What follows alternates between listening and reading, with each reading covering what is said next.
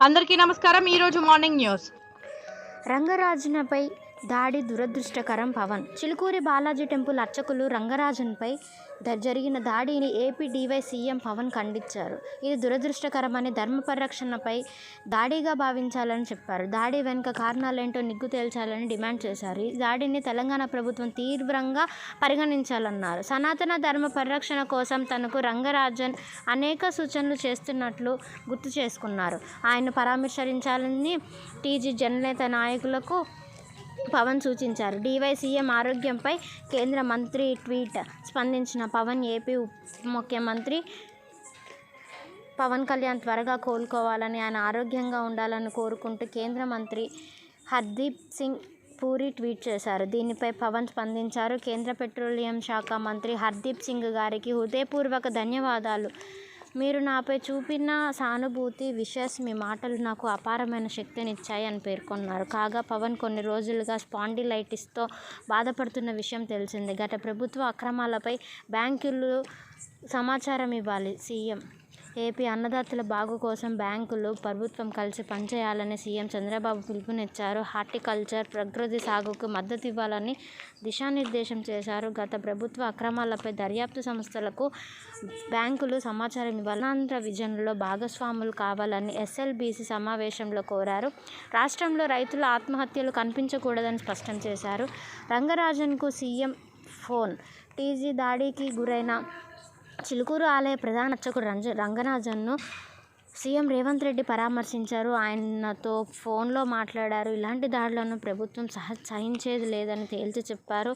దాడికి పాల్పడిన వారిపై కఠిన చర్యలు తీసుకోవాలని పోలీసులు అధికారులకు సీఎం ఆదేశాలు జారీ చేశారు. ఏ సహాయం కావాలన్నా ఎమ్మెల్యే యాదయ్యతో మాట్లాడవచ్చని రంగరాజన్కు సీఎం భరోసా ఇచ్చారు. నా యూఎస్ పర్యటన ఒక ఎజెండా సెట్ చేసి డొనాల్డ్ ట్రంప్ మొదటి హయాంలో అమెరికాతో భారత్ భాగస్వామ్యం విజయవంతమైందని ప్రధాని నరేంద్ర మోదీ అన్నారు. దాని ఆధారంగా ఇప్పుడు తాను చేస్తున్న పర్యటనతో మరిన్ని అవకాశాలు వస్తాయని పేర్కొన్నారు. Technology, trade, defence, energy, supply chain అంశాలు సహా అన్నిట్లో మన భాగస్వామ్యానికి అజెండా సెట్ చేస్తుందని వెల్లడించారు. కాసేపటికి క్రితమే ఫ్రాన్స్కు మోదీ బయలుదేరారు.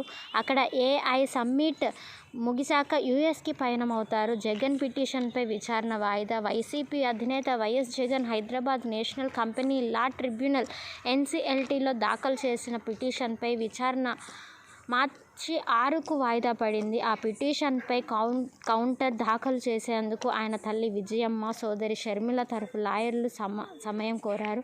సరస్వతి పవర్ కంపెనీలో షేర్లను తనకు తెలియకుండా బదిలీ చేసుకున్నారని, అక్రమంగా బదిలీ చేసుకున్న షేర్ల ప్రక్రియను రద్దు చేయాలని జగన్ పిటిషన్ దాఖలు చేసిన విషయం తెలిసిందే.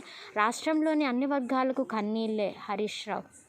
టీజీ కాంగ్రెస్ పాలనలో అన్ని వర్గాలకు కన్నీళ్లే మిగిలాయని బీఆర్ఎస్ నేత హరీష్ రావు అన్నారు. ధర్నా చౌక్ వద్ద ఆర్ఎంపీ, పీఎంపీల ధర్నాలో ఆయన మాట్లాడారు. ఎన్నికలకు ముందు ప్రజలు నమ్మడం లేదని రాహుల్ గాంధీతో బాండ్ పేపర్లు రాయించారు. ఆ హామీలని ఏమయ్యాయి? ఒకటి అమలు కావడం లేదు. 11 సార్లు ఢిల్లీ వెళ్లిన రేవంత్ సాధించింది ఏం లేదు. ఈ ప్రభుత్వం వచ్చాక అందరి బతుకులు రోడ్డున పడ్డాయని ఆగ్రహం వ్యక్తం చేశారు. కళ్ళల్లో నీళ్లొచ్చాయి. ఎమ్మెల్సీ కవిత.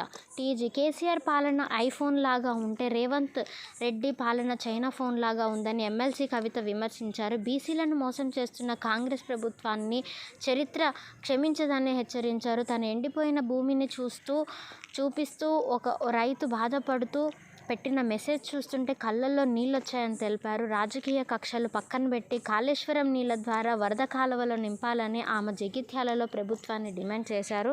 విచారణకు ఆర్జీవీ గైర్హాజరు. నేడు మళ్లీ నోటీసులు. ఏపీ గుంటూరు సిఐడి విచారణకు నేడు డైరెక్టర్ ఆర్జీవీ గారు.